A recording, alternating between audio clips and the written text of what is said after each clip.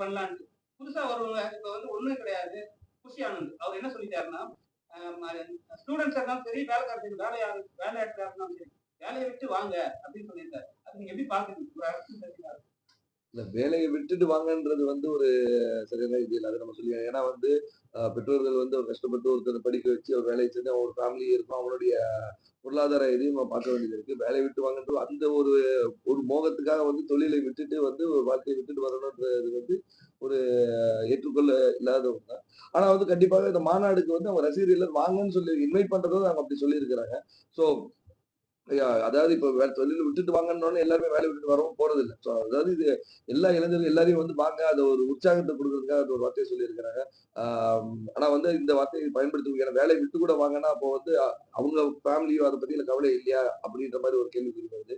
பாப்போம் இந்த மாநாடு நடந்து முடிந்தோனே எப்படி இருக்கும்? நடக்குமா? கண்டிப்பா